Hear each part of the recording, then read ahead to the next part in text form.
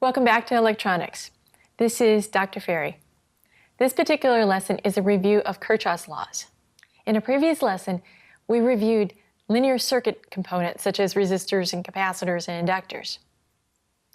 In this one, we're going to go through more detail of Kirchhoff's current law, or KCL, Kirchhoff's voltage law, or KVL.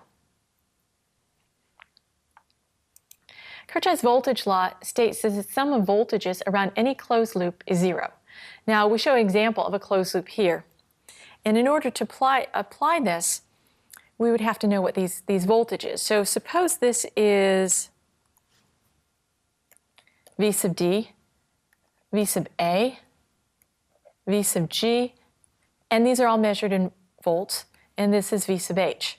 So I want to do a sum up the voltages around here. Now, if I'm sum the voltage from this point to this point, so I'm looking at the voltage potential, I actually gain voltage from this point to this point.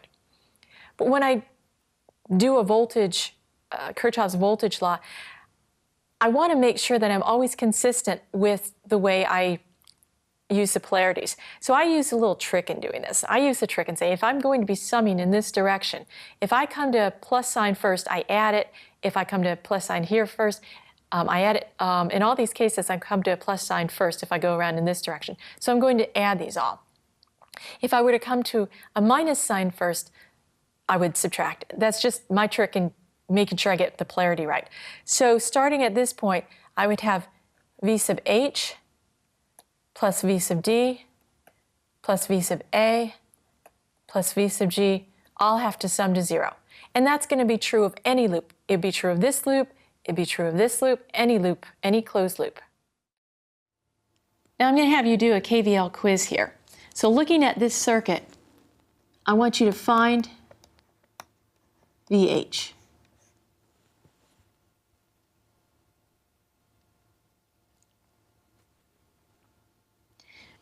Now coming back to the solution here, find VH, I want to do a KVL. Well, I can do a KVL around this loop, but I don't know what this voltage drop is. So let me do a KVL around this loop right here.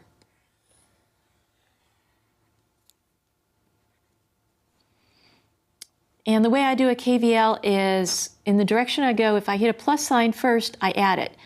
If I hit a minus sign here, as in this case, I would subtract it. Now, it's not strictly physical because actually I'm losing potential as I go from here to here. But it's just a trick that I use to keep my polarities correct. So going around here, starting with plus VH, and then I get to the minus 2. Over here, I get a plus minus 1. And then around here, I get a minus 5, and then plus 4 equals 0. So when I add these up, let's see, I'm going to have a minus 8 plus 4. In other words, solving for it, I get a 4 volts. Now let's look at KVL in parallel circuits. So I've got these two elements that are parallel to one another, and that's the only thing in this circuit. So if I do a KVL around here, and this is V sub A, and this is V sub B, going around here, I would have, in this direction, V sub A minus V sub B, because I hit that minus sign first, is equal to 0. In other words, V sub A is equal to V sub B. And that is true anytime we've got two elements that are in parallel with one another. They're going to have the same voltage drop as long as you've defined them with the same polarity. So any two elements that are in parallel with one another have the same voltage across them.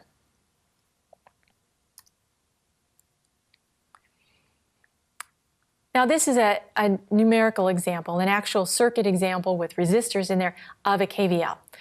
And I'd like to be able to solve this and do, for example, a Kirchhoff's voltage law across this. So let me write this. There's lots of loops I could do. And do this loop right here. I can do this loop up here. So let me write a Kirchhoff's voltage law around here.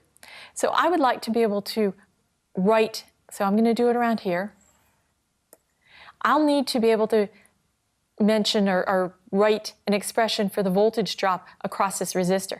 Now, by the convention, we show that resistance goes into the plus side in order for us to be able to use Ohm's law. So we'll call that V sub 1. So if I want to go around here, I hit the minus sign first, minus 10, plus this voltage drop here, V sub 1, plus V0, and that's all I've got on this loop is equal to 0. So V sub 1 is equal to I sub 1 times 20. V sub 0 is equal to I sub 2 times 10. And this is by Ohm's law. So now I've got an expression that I can use to solve for these variables here in terms of the currents. I can also do a loop around this way. Suppose I do this loop around here.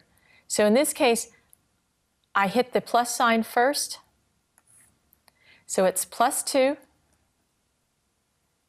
minus V0, because I hit that minus sign, and then plus this voltage drop. Well, remember the current goes into the plus side, plus I3, 5 is equal to 0. So I have another expression, and V0 again is equal to I2 times 10. So what we've been showing here is how to write KVLs for a particular circuit, an actual circuit, that we're making use of Ohm's law for that. Kirchhoff's current law says that the current entering a node equals the current leaving a node. For example, suppose I've got this current. This is a node right here, and this is a node because everything here is connected. So this is a node there, and call this I sub A, and this I'll call I sub B, I sub E, and I sub D. So if I do KCL at this node, I would sum up everything entering, and that would be I sub B plus I sub D is equal to the sum of what's leaving, I sub A plus I sub E.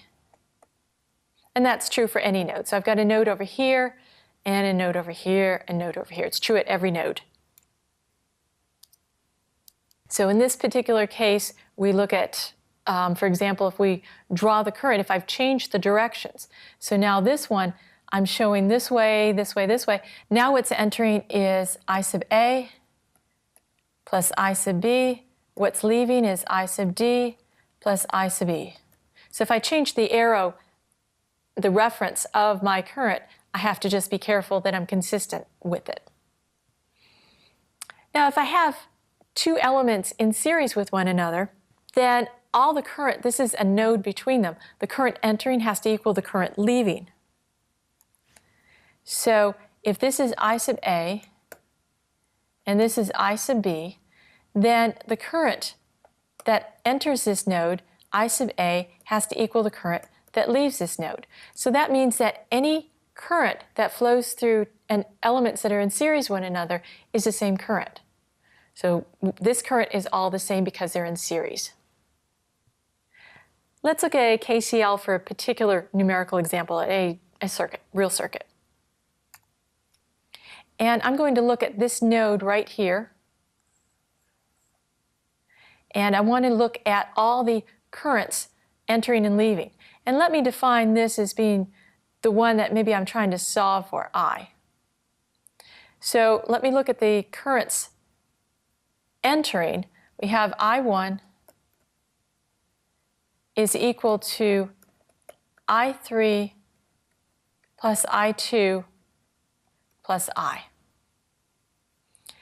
And that's just how to do the KCL at this node. In summary, we've introduced the Kirchhoff's voltage law and Kirchhoff's current law. We've applied the Kirchhoff's voltage law to parallel elements and found that two elements that are in parallel have the same voltage across them.